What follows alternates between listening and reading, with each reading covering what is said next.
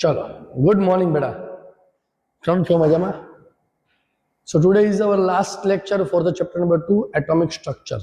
આજે આપણો atomic સ્ટ્રક્ચરનો last lecture છે, એટલે થિયોરિટિકલ કોન્સેપ્ટ અહીંયા બધું પૂરું થઈ ગયું છે. સાથે સાથે આપણે એનસીઆરટી ને પણ કવર કરેલી છે, એનસીઆરટી પણ કરેલા છે. હવે નેક્સ્ટ જ્યારે આપણે લેક્ચર્સ વિડિયો લેક્ચર્સ આવશે, એટલે નેક્સ્ટ લેક્ચર આપણે જ્યારે મળશું ત્યારે આપણે અત્યાર સુધી જે ક્વોન્ટમ નંબર્સ ને બધું ચલાવેલું છે એનો એક આપણે એમસીક્યુ નો લેક્ચર છે કરાવશું, જેથી કરીને એમસીક્યુ છે તમારા સોલ્વ થાય. વર્કશીટ નો ડાઉટ હું તમને ગ્રુપમાં ફોરવર્ડ કરવાનો જ છું. એ વર્કશીટ મેક્સિમમ સ્ટુડન્ટ્સે બધાએ સોલ્વ કરવાની છે. Is clear?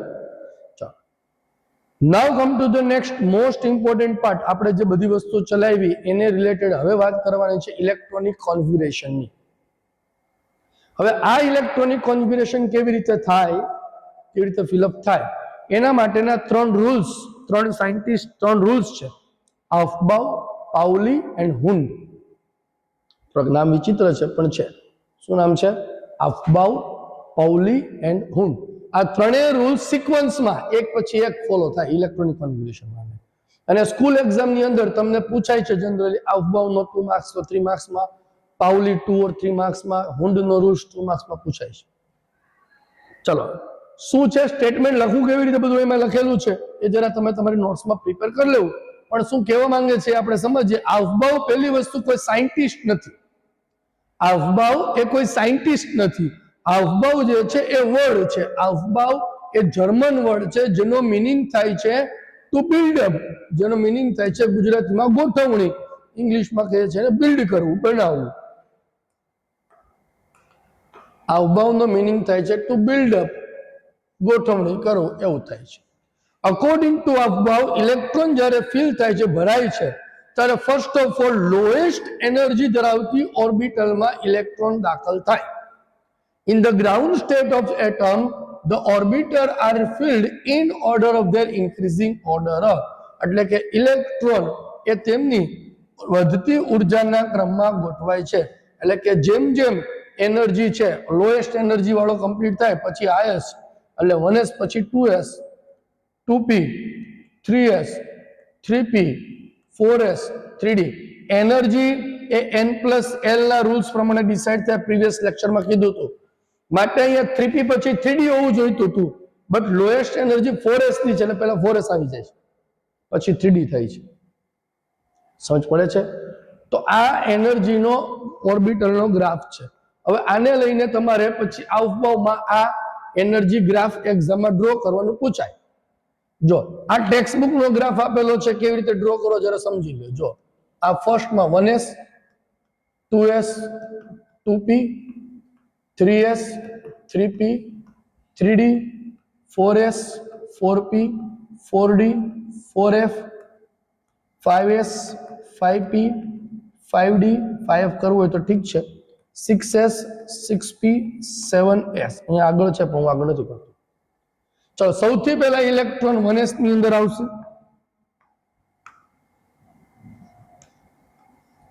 1s માંથી ઇલેક્ટ્રોન પછી 2s ઓર્બિટલમાં આવશે. 2s માંથી 2p, 2p માંથી 3s, 3s માંથી 3p, 3p પછી 4s, 3d, 4p, 5s, 4d, 5p, 6s, 4f, 5d, 5p, 7s. આ ઓર્ડરમાં આ ગ્રાફ છે. બટ આ જ ગ્રાફને જો તમારે બહુ ઇઝી વેમાં યાદ રાખવું હોય તો આપણી પાસે જુગાડ છે, દેશી જુગાડ. યાદ રાખવા માટેનો દેશી જુગાડ. દેશી જુગાડ.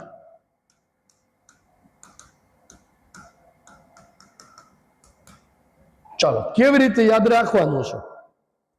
તો પહેલા તો તમને ખ્યાલ હોવો જોઈએ કે s ઓર્બિટલ એ પ્રિન્સિપલ ક્વોન્ટમ નંબર 1 થી સ્ટાર્ટ થઈ જાય, p ઓર્બિટલ એ 2 થી સ્ટાર્ટ થાય, d ઓર્બિટલ એ 3 થી સ્ટાર્ટ થાય અને f ઓર્બિટલ 4 થી સ્ટાર્ટ થાય. આ તમને ખ્યાલ છે. D orbital principal quantum number 3 થી સ્ટાર્ટ થાય, F orbital principal quantum number 4 થી સ્ટાર્ટ થાય. ચલો હવે આને કેવી રીતે આપણે યાદ રાખશું એની ટ્રીક. તો તમારે એક સિક્વન્સ સિરીઝ છે યાદ રાખવાની, રાઇમ જેને કહેવાય. જો શું? School school, public school public school, Delhi public school Delhi public school, ફાડુ દિલ્હી પબ્લિક સ્કૂલ ફાડુ દિલ્હી પબ્લિક સ્કૂલ.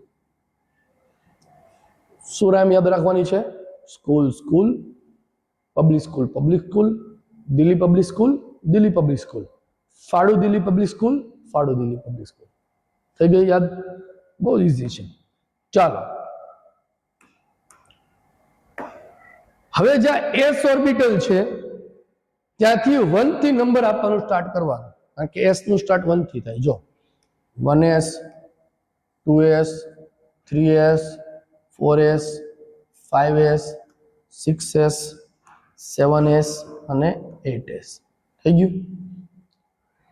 પી છે એ પી ને સ્ટાર્ટ કરવાનું તમારે 2 થી, 2p 3p 4p 5p 6p 7p. D ને છે તમારે 3 થી સ્ટાર્ટ કરવાનું, 3d 4d 5d 6d. અને એફ ને ક્યાંથી સ્ટાર્ટ કરવાનું છે તમારે? તો કે એફ ને સ્ટાર્ટ કરવાનું છે 4 થી, 4f અને 5f. થઈ ગયું? હવે ઇલેક્ટ્રોન છે આપણે ફિલ કરવાના છે, અહીંથી સ્ટાર્ટ કરવાનું. 1s 2s, ત્યાર પછી 2p 3s 3p 4s 3d 4p 5s 4d 5p 6s 4f 5d 6p 7s 5f 6d. આ થઈ ગયું સિક્વન્સ. આ થઈ ગયો જુગાડ આપણો. જે આગળ છે એ જ આ છે, પણ આને યાદ રાખવા માટેની આપણી રીત છે, ટ્રીક છે. પેલો ગ્રાફ ના ડ્રો કરવો હોય આ રીતે કરો તો પણ એક્ઝામમાં ચાલે. એટલે electron first of all 1s ઓર્બિટલમાં આવશે.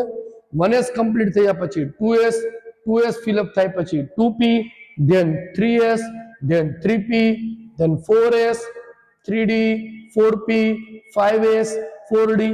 આ રીતે ઇલેક્ટ્રોન છે એ જેવા જેવા ઓર્બિટલ બધી ફિલઅપ થતી જાય, ભરાતી જાય, એવી રીતે આ બધી ઓર્બિટલમાં ઇલેક્ટ્રોન આવતા જશે. So according to Aufbau, કોઈ પણ ઓર્બિટલમાં ઇલેક્ટ્રોન એ લોએસ્ટ એનર્જી થી સ્ટાર્ટ થઈ હાઈએસ્ટ એનર્જી તરફ શિફ્ટ થશે. ક્લિયર છે? સમજ પડે છે બધાને? સરસ. ચલો second rules, Pauli exclusion principle, પાઉલીનો નિષેધનો નિયમ. અકોર્ડિંગ ટુ પાઉલી, Aufbau એવું કીધું કે lowest energy to highest energy તરફ શિફ્ટ થાય, એટલે કે ઓછી ઉર્જાથી વધુ ઉર્જામાં ભરાતા જાય. પણ એવું નથી કે ઇલેક્ટ્રોન ભરાતા જ જાય બધામાં. એ લિમિટ કરે છે, એક્સક્લુઝ કરે છે, નિષેધ કરે છે, બાકી રાખે છે. કેટલા ભરવા? કોઈ પણ ઓર્બિટલમાં મેક્સિમમ કેટલા ઇલેક્ટ્રોન ભરાઈ શકે એની વાત પાઉલીએ કરી. તો અકોર્ડિંગ ટુ પાઉલી, તો નો two electron in atom can have the same set of 4 quantum number. શું કીધું છે? તો કે પરમાણુમાં કોઈ પણ બે ઇલેક્ટ્રોનના ચારે ચાર ક્વોન્ટમ આંક સેમ નહીં થાય. એનો મીનિંગ એવો થયો કે કોઈ પણ ઓર્બિટલની અંદર મેક્સિમમ 2 જ ઇલેક્ટ્રોન ભરાઈ શકે. ક્યારે? જ્યારે એમના સ્પિન ઓપોઝિટ ડાયરેક્શનમાં હશે ત્યારે. સમજાય છે વસ્તુ? અકોર્ડિંગ ટુ પાઉલી, કોઈ પણ સબ ઓર્બિટલમાં પેટા કક્ષકોની અંદર મેક્સિમમ 2 જ ઇલેક્ટ્રોન સમાઈ શકે છે, બીકોઝ ચારે ચાર ક્વોન્ટમ નંબર એના સેમ ના હોય. આ બધી એની ઇન્ફોર્મેશન છે, શોર્ટ નોટ્સમાં પૂછાય એટલે લખી નાખજો, પણ આપણે સમજાવી દઈએ. ચાલો, સપોઝ કે હું લઉં છું અહીંયા એસ ઓર્બિટલ, 1s ઓર્બિટલ લઈએ. ચલો બેટા, 1s ઓર્બિટલ છે. આ 1s ઓર્બિટલ માટે n l ml s. Suppose કે 1s ઓર્બિટલ ની અંદર કોઈ a નામનો એક ઇલેક્ટ્રોન અંદર એન્ટર થાય છે, એક ઇલેક્ટ્રોન આવે છે ને એક, તો આ ઇલેક્ટ્રોન માટે 4a પ્રિન્સિપલ ક્વોન્ટમ નંબર કેટલો આવશે આનો 1, મેગ્નેટિક ક્વોન્ટમ નંબર છે તો એઝિમ્યુચ્યુઅલ ક્વોન્ટમ નંબર s માટે આવશે 0 એન્ડ ml માટે પણ આવે 0. સ્પિન આની સપોઝ કે +1/2 છે. સો હવે બીજો ઇલેક્ટ્રોન આવ્યો b ઓર્બિટલ, આ આવે છે b, આ 1 0 0, એક +1/2 હશે તો એક હશે -1/2. ધારો કે +1/2 છે એની ડાયરેક્શન ક્લોકવાઇઝ છે તો એને ઉપર દર્શાવીએ છે, આ એન્ટી ક્લોકવાઇઝ છે તો નીચે દર્શાવીએ છે. એટલે 1s ઓર્બિટલ ની અંદર હજી સુધી બે ઇલેક્ટ્રોન આવ્યા, એકને કીધી ક્લોકવાઇઝ, બીજાને કીધી એન્ટી ક્લોકવાઇઝ. આના ચારે ચાર ક્વોન્ટમ નંબરના સેટ સેમ નથી, s ડિફરન્ટ છે. હવે સપોઝ કે c નામનો કોઈ ઇલેક્ટ્રોન એન્ટર થવા આવે છે, c નામનું ઇલેક્ટ્રોન, તો એ પણ 1 0 0. હવે સ્પિન તો બે જ પોસિબલ છે, આઈધર ક્લોકવાઇઝ ઓર એન્ટી ક્લોકવાઇઝ. સપોઝ કે ક્લોકવાઇઝ આવ્યો +1/2, તો a અને c ક્વોન્ટમ અંક સેટ થઈ ગયા સેમ. પાઉલે કીધું ના ચાલે, એટલે c ઇલેક્ટ્રોન ને 1s ઓર્બિટલમાં હવે રિસ્ટ્રિક્શન આવી ગયું, તારે ભાઈ અહીંયા નથી આવવાનું, એટલે હવે નેક્સ્ટ ઓર્બિટલમાં જશે. એટલે 1s પછી આવશે 2s, આને મોકલશે c. હવે c ને કહેશે તો આમાં જતો રહે. સમજાય છે વસ્તુ બેટા? ક્લિયર છે વસ્તુ? એટલે અકોર્ડિંગ ટુ આઉટપાવ ઇલેક્ટ્રોન લોએસ્ટ એનર્જીમાં જશે, અકોર્ડિંગ ટુ પાઉલી કોઈ પણ ઓર્બિટલમાં મેક્સિમમ બે જ ઇલેક્ટ્રોન ફિલઅપ થઈ શકશે, આઈધર ક્લોકવાઇઝ અને anti clockwise. Is it clear? ચલો, થર્ડ રૂલ છે, that is Hund's rule. Hund rule is only applicable for degenerate orbital. Hund rules is only applicable for the degenerate orbital. Degenerate એટલે કે which have the same energy, જેને same energy હોય એના માટે છે. ચલો, ક્યારે સેમ એનર્જી થાય એને આપણે સમજવા માટે એક સ્ટાર્ટ કરીએ.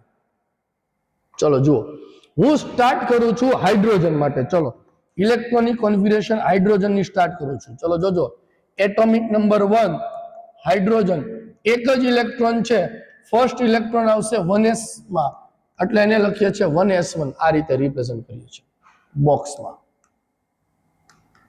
1s. Second electron, second atomic number છે એ છે હિલિયમ. હિલિયમ ની અંદર સેકન્ડ ઇલેક્ટ્રોન આવી જશે 1s2, એક છે ને એક જગ્યા ખાલી છે, 1s2 થઈ ગયું. જેની આઉટર મોસ્ટ ઓર્બિટલ કમ્પ્લીટ થાય એને આપણે ઇનર્ટ ગેસ કહીએ છીએ. એટમ કક્ષા જેની પૂર્ણ થાય એને આપણે નિષ્ક્રિય વાયુ કહીએ છીએ. તો n = 1 માં બે ઇલેક્ટ્રોન મેક્સિમમ સમાઈ શકે, ભરાઈ ગયા એટલે ઇનર્ટ બની ગયો. થર્ડ નંબર ઉપર આવશે બેટા લિથિયમ. 1s તો કમ્પ્લીટ થઈ ગઈ છે, હવે વારો આવશે 2s નો. આ 1s થી બદલે આમ પણ લખાય બ્રેકેટમાં હિલિયમ 2s1. ચલો જો, 1s2 એન્ડ 2s1 થયા. ફોર્થ નંબર આવશે કોનો? તો કે બેરિલિયમ.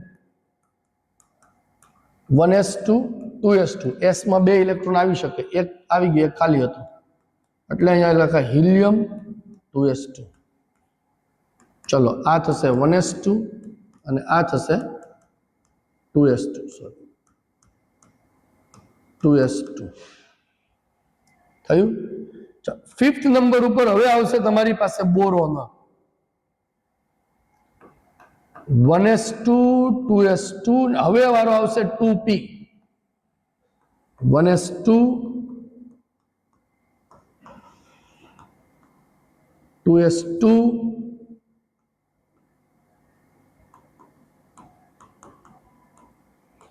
2p. હવે તમને ખબર છે બેટા કે 2p છે એના ત્રણ ભાઈ બહેન છે.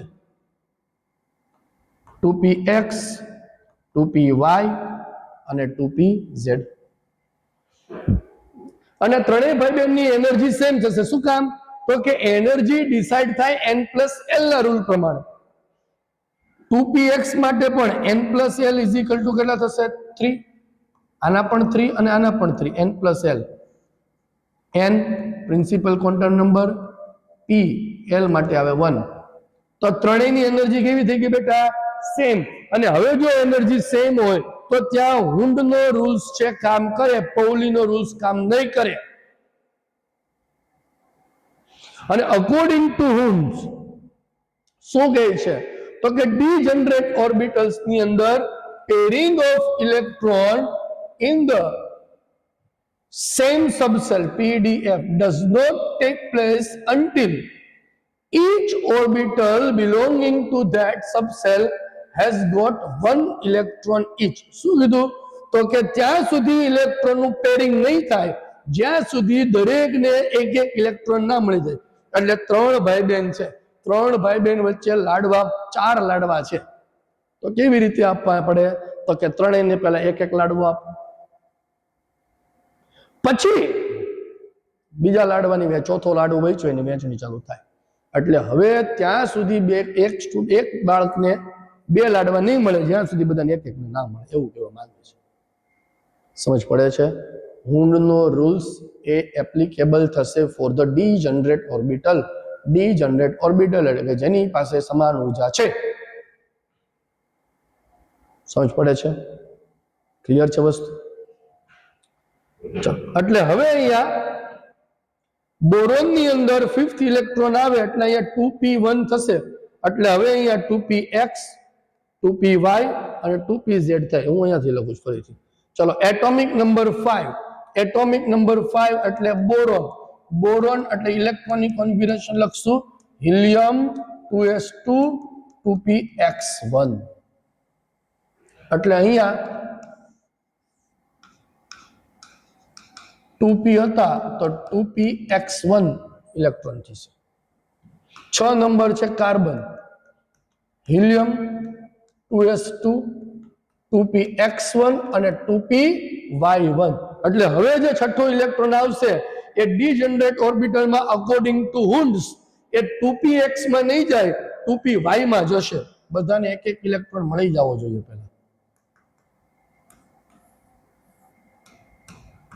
2px 2py1 સાતમો ઇલેક્ટ્રોન આવશે nitrogen helium 2s2 2px1 2py1 અને 2pz1 એટલે અહીંયા 2px1 2py1 2pz1 ત્રણેય દીકરાને એક એક ઇલેક્ટ્રોન મળી ગયું હવે જ્યારે આઠમો ઓક્સિજન ની અંદર ઇલેક્ટ્રોન આવશે એટલે હિલિયમ 2s2 હવે પેરિંગ સ્ટાર્ટ થશે એટલે અહીંયા લખશું 2px2 2py1 અને 2pz1 એટલે હવે જે ઇલેક્ટ્રોન આવશે ત્રણેયમાં એક એક હતો હવે અહીંયા એન્ટી ક્લોકવાઇઝ સ્ટાર્ટ થશે 9 નંબર આવશે fluorine helium 2s2 2px2 2py2 અને 2pz1 2px2 2py2 2pz1 10 number આવશે તમારો નિયોન તો હિલિયમ 2s2 2px2 અને 2py2 2px2 2py2 અને 2pz2 થશે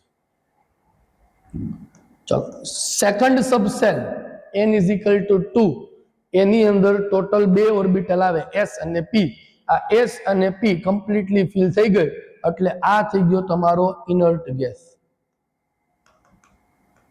નિષ્ક્રિય વાયુ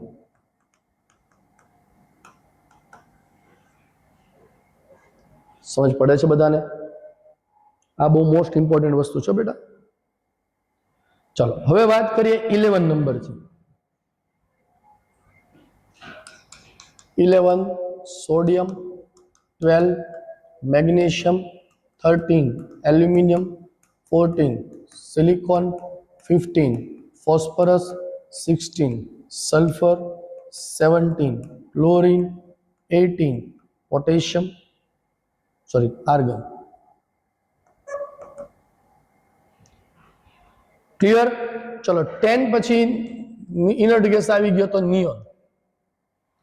2s કમ્પ્લીટ થાય એટલે એના પછી આવે છે 3 નો ટર્મ આવે છે ને, અકોર્ડિંગ ટુ આફબાઉ રૂલ્સ.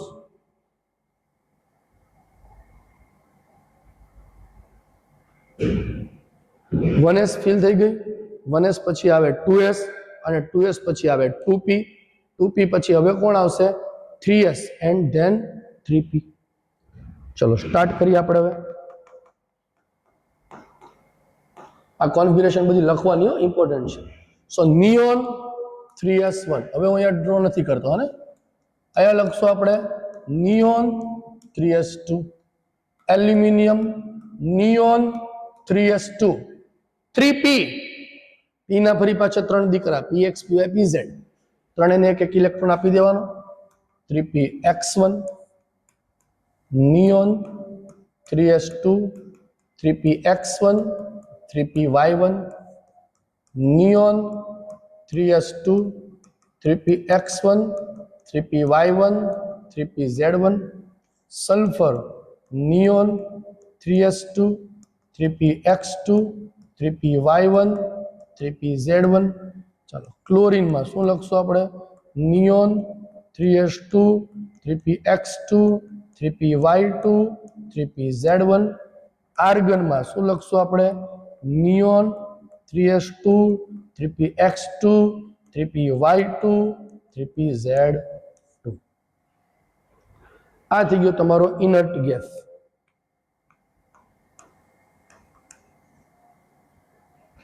હવે 19 નંબર જે આવે એ છે પોટેશિયમ અને 20 નંબર આવે છે કેલ્શિયમ. 19 નંબર કોણ આવે છે? પોટેશિયમ અને 20 નંબરમાં કોણ આવે છે? કેલ્શિયમ. સો ઇનર્ટ ગેસ થઈ જાય છે તમારો આર્ગન. 19 નંબરમાં 3p પૂરી થાય એના પછી કમ આવો જોઈએ રૂલ્સ પ્રમાણે 3d. પણ અકોર્ડિંગ ટુ આફબાઉ 3d કરતા 4s ની એનર્જી લોએસ્ટ છે, એટલે ઇલેક્ટ્રોન પહેલા 4s માં ફિલઅપ થાય. એટલે આપણે અહીંયા લખશું 4s1 અને અહીંયા લખશું 4s2. 4s1 and 4s2. સમજાય છે વસ્તુ? ક્લિયર છે બેટા? 1 to 20 ની કોન્ફિગરેશન તમને વ્યવસ્થિત રીતે આવડવી જોઈએ, એ મોસ્ટ ઇમ્પોર્ટન્ટ છે. ચાલો ત્યાર પછી 21 to 30. હવે ધ્યાન આપજો જરા. 21 to 30 આપણે ઇલેક્ટ્રોનિક કોન્ફિગરેશનમાં યાદ રાખાયું છે number. 21 scandium, titanium, vanadium, chromium, manganese, iron, cobalt, nickel, copper. અહીંયા લખીએ ચાલો. કોબાલ્ટ, નિકલ, કોપર અને ઝિંક. આપણે 1 to 30 21 to 30 માટે યાદ કરાવ્યું હતું ને. સ્કેટી, વેક્રો, મન, phaco, Nikunj. Scandium, titanium, vanadium, chromium, manganese, ferrous, cobalt, nickel, copper, zinc. Clear? ચલો હવે 21 સુધી આપણે પોટેશિયમ કેલ્શિયમ સુધી જોઈ ગયા. Argon 4s2. 4s પછી રૂલ્સ જો આફબાઉ ની અંદર 4s પછી જો 3d ઓર્બિટલ આવે છે અને 3d ઓર્બિટલમાં તમને ખબર છે d ના 5 દીકરા છે ને 5 દીકરા. પાંચેય દીકરાને એક એક ઇલેક્ટ્રોન મળશે. જરા જુઓ છો 3d z2 1 argon 4s2 3d z2 1 3d xy1 પછી yz પછી zx પછી x2 - y2 અને આ રીતે દર્શાવું અને આ રીતે દર્શાવું. હવે હું અહીંયા લખતો નથી, બરાબર, કઈ ઓર્બિટલમાં જાય છે તમને ખ્યાલ આવશે. 4s2 3d3 લખી નાખું છું. આ 1, આ 2, આ 3. ક્રોમિયમ, આર્ગન 4s2 3d4 1 2 3 4 આવું થાય. આ રૂલ્સ પ્રમાણે ચાલે. But according to rules, according to practically, જો કોઈ પણ ઓર્બિટલ એ હાફ ફિલ્ડ કે કમ્પ્લીટલી ફિલ્ડ હોય, અર્ધપૂર્ણ કે પૂર્ણ ભરાયેલી હોય, તો એની સ્ટેબિલિટી મેક્સિમમ હોય. અહીંયા જુઓ, આર્ગન છે એ કમ્પ્લીટલી ફિલ્ડ છે એટલે સ્ટેબલ છે. નિયોન જુઓ કમ્પ્લીટલી ફિલ્ડ છે, સ્ટેબલ છે. હિલિયમ કમ્પ્લીટલી ફિલ્ડ છે, સ્ટેબલ છે. નાઇટ્રોજન આઉટરમોસ્ટ ઓર્બિટલમાં હાફ ફિલ્ડ. હાફ ફિલ્ડ એટલે શું? અર્ધપૂર્ણનો. તો કે બધાને અડધું અડધું મળી જાય. પી માં કેટલા ઇલેક્ટ્રોન સમાઈ શકે ટોટલ બેટા? 6. 3 મળી ગયા. ડી માં કેટલા આવી શકે ટોટલ? 10. જો એને 5 મળી જાય તો એ હાફ ફિલ્ડ કહેવાય અને સ્ટેબલ થાય. માટે ક્રોમિયમની અંદર કોન્ફિગરેશનમાં રૂલ્સ પ્રમાણે આ હતું, પણ 4s માંથી એક ઇલેક્ટ્રોન નીકળીને 3d માં જતો રહે છે. એટલે થોડીક કોન્ફિગરેશન છે, આની વેરિયેબલ આવે છે, લખાય છે 4s1 3d5. આવું શું કામ થાય એની પણ આગળ જતા ડિટેલમાં ચર્ચા કરશું. બટ આ એક થોડોક એક્સેપ્શનલ કેસ છે, એવું યાદ રાખી લેવું. ચાલો, આર્ગન ફરી પાછી 4s2 3d5, argon 4s2 3d6. એટલે હવે અહીંયા પેરિંગ સ્ટાર્ટ થઈ જશે. અહીંયા આવશે argon 4s2 3d7, argon 4s2 3d8. અહીંયા હવે ધ્યાન આપશો, આર્ગન 4s2 3d9 છે.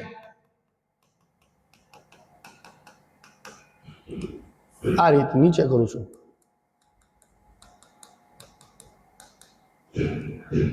થઈ ગયા નહીં?